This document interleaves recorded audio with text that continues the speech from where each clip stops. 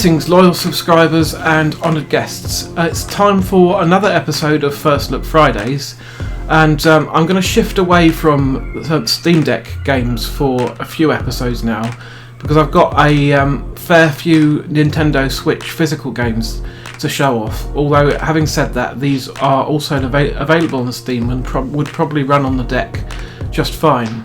So the first one I'm going to show you is a game I've recently got called Transiruby, and this is from Super Rare Games. I think of all the sort of boutique, so to speak, game publishers of physical games for the Switch, they're my favourite one for a couple of reasons. They're UK based in London, and they only ship out the games they only put the games on pre-order when they're ready to be shipped out, and they typically only take a couple of days to reach you within the UK after they've shipped. So for me, they're the best option really.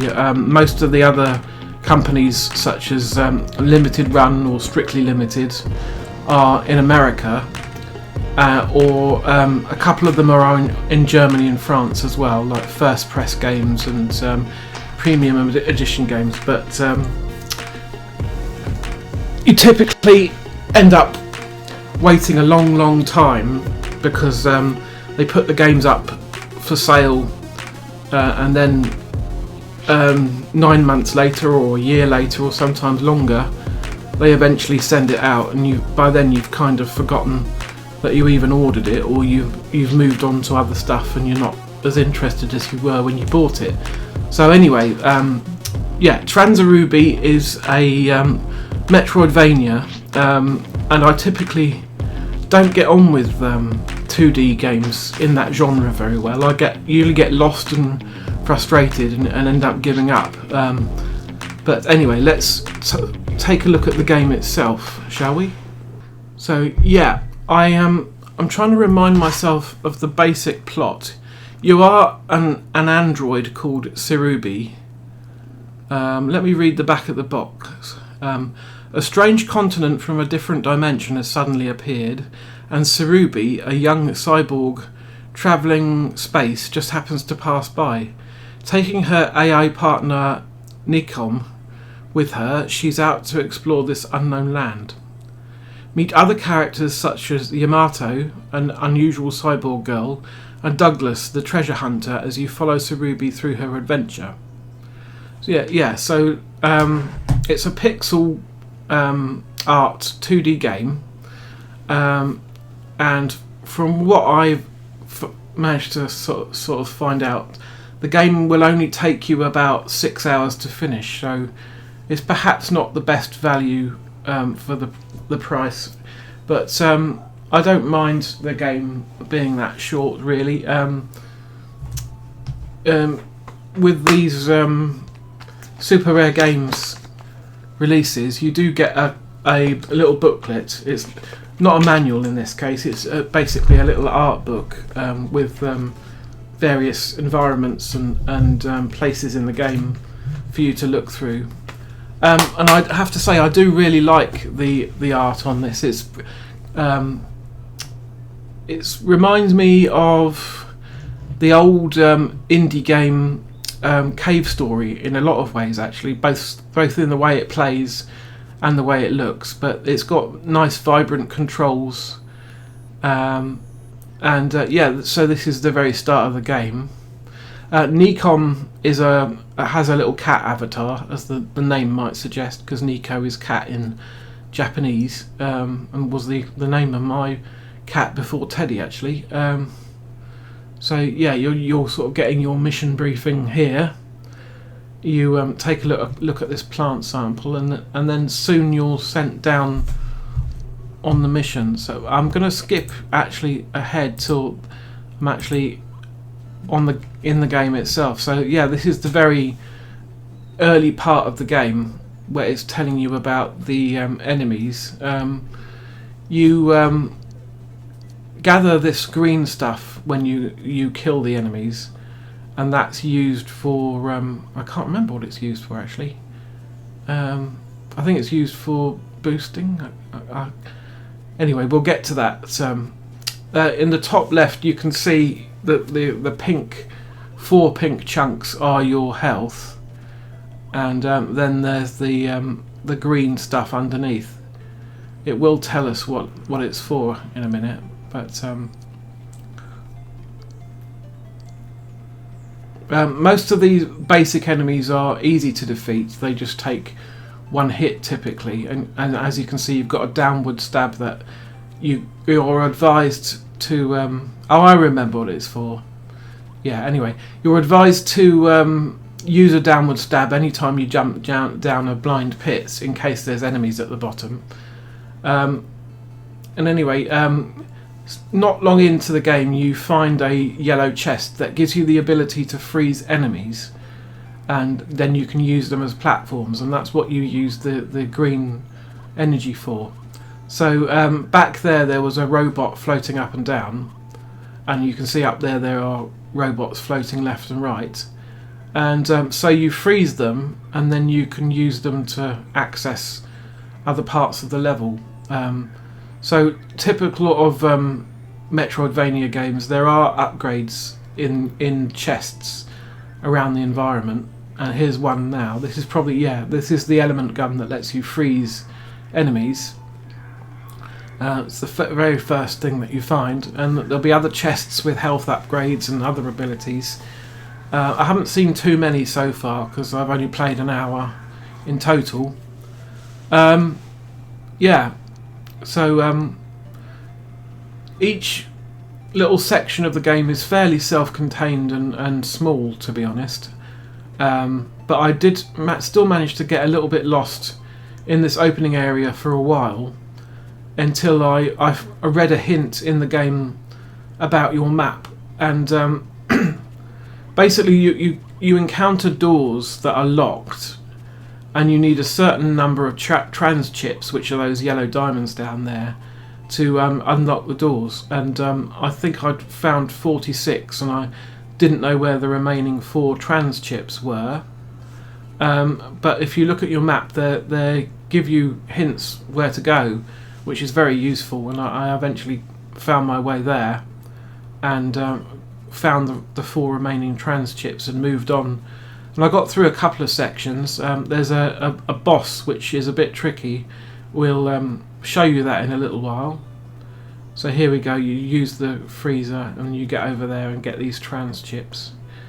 And there are these switches that have to be shot with your element gun, the number of times that are written on the switch. So this is the first example, and then it'll open this door, and I get to carry on. So I've got 30 trans chips now. Well, I'll wait till we get to the door, and then I might skip ahead a little bit.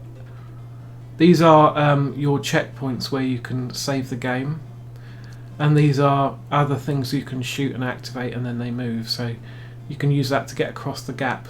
But we want that trans chip, so I'm going to go down. There's a few more bouncy springs there, spring pads, and this may be one of the few sort of 2D Metroids I can actually get on with and possibly complete, because the difficulty curve is quite gentle, really. I have beaten Metroid Prime. I don't seem to struggle with games set in 3D environments as badly as I do 2D ones for some reason. But anyway, I just want to see when we get to the door, and then I'll try and find the boss battle. But yeah, there's mostly these little fodder enemies to start with. They do get a bit more challenging in the later areas, because they take more hits and are more fiendishly more fiendish move patterns. So that one's going to go up and down, and then I can get up there. I don't know why I didn't go up there. I guess because I haven't explored down here yet. I think that statue does end up doing something later. but I haven't found what yet. So we can't open that door from that side. You can see the 5 switch underneath, so you have to unlock that from the other side later. Managed to get hit there. Eventually the game tells you that if you freeze an enemy before you kill it, it increases the chance of that enemy dropping a health item. There's another locked door. I've run out of energy, so yeah, you do have to sometimes farm enemies a little bit to charge up your gun again. Oh, there's the door.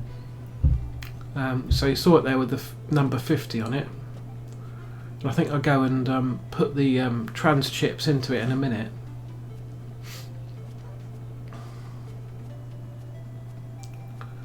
I think this has taken me back where we started. Yeah, I'm still looking for more trans chips though. I could see one over there. There's another yellow chest.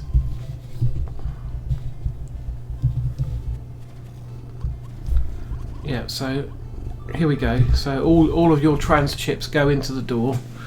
I still need 13 to get through. But anyway, let's move on a little bit. Was that when I was lost, maybe? I think I need some kind of key to get through that door. Still looking for the last 5 trans chips. I've got 2, so I think we're on the right track now. Sorry, my cat's just moved the camera. Let's move it back. Oh, here we go. So we're close to getting all the chips we need now, just one more. Can use that, but I think that might just take us back where we came from, perhaps. Look at the map. I was hoping that I would see a little bit where I check the map and see where the last few chips are, because oh, I've got the 4 we need. So anyway, I probably will check the map again in a minute. But this, yeah, here we go.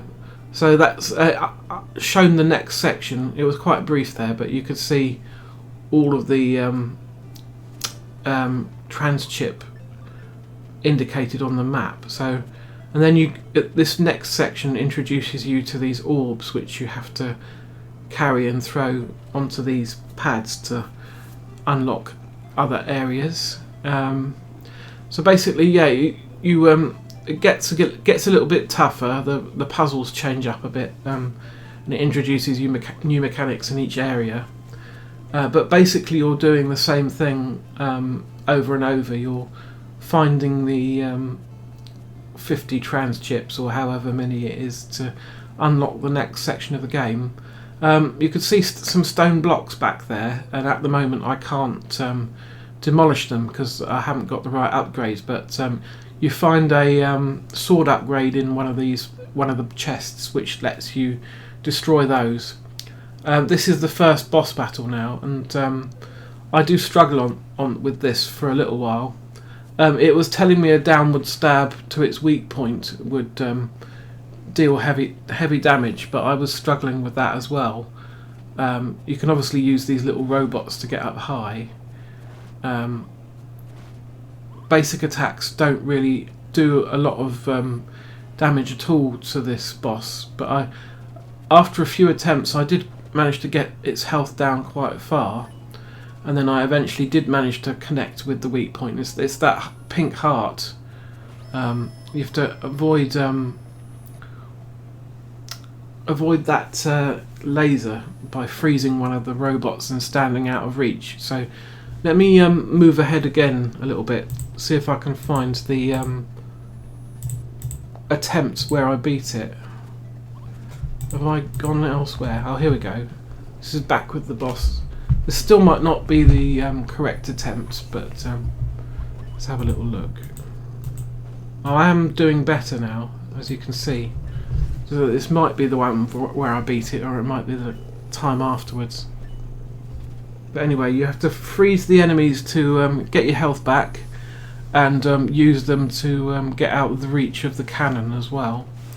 But other than that, it's not too bad. Oh, and you also need to make sure you charge up your green energy as well. So I'm avoiding the laser, as this might be where I actually connect with the weak point. No, I wasn't fast enough. But I eventually do figure it out and get past this. So this is the only boss battle I have seen so far.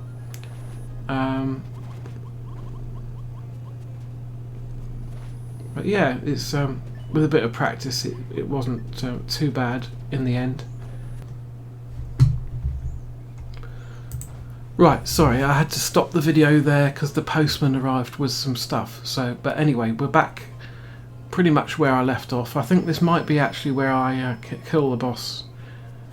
Yes, I've actually managed to hit its weak point there, and it's nearly dead now. So, yes, I've actually beaten it. So,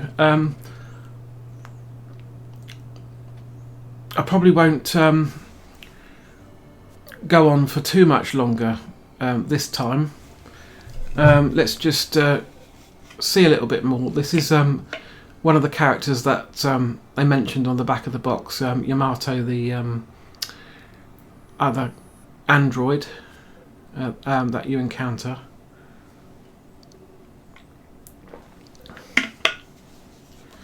So there is a bit of a light storyline, but it's nothing too involved really. And on we go with collecting the trans chips. So let me scroll forward a bit. Oh, there are these puzzles, but this wasn't too difficult. Let's have a look. And this is where we meet the other treasure hunter character, I think, in a minute. So you've got to get the pink gem to the hole, really, but it was nothing too strenuous. Won't tax your brain cells very much, really. Yeah, so you can move that up in there.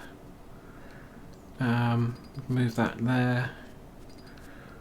Want to get that other two out of the way, and then we can bring it down to the hole. Simple.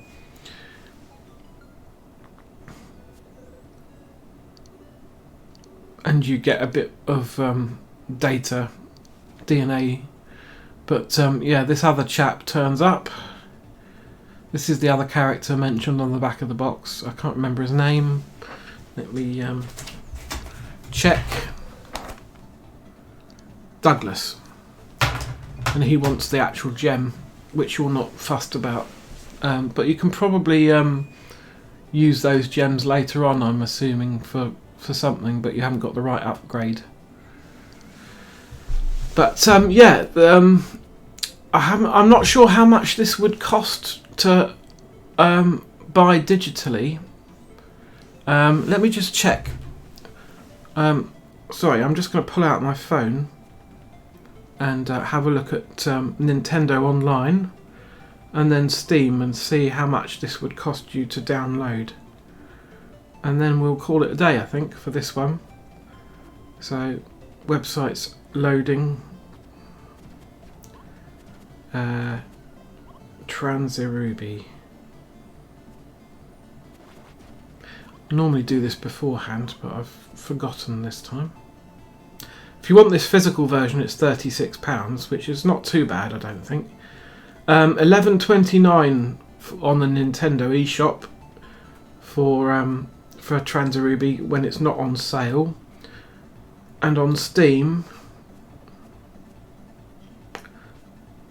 Yeah, let's have a look if it actually is on Steam. I think it is. I'd be very surprised if it wasn't.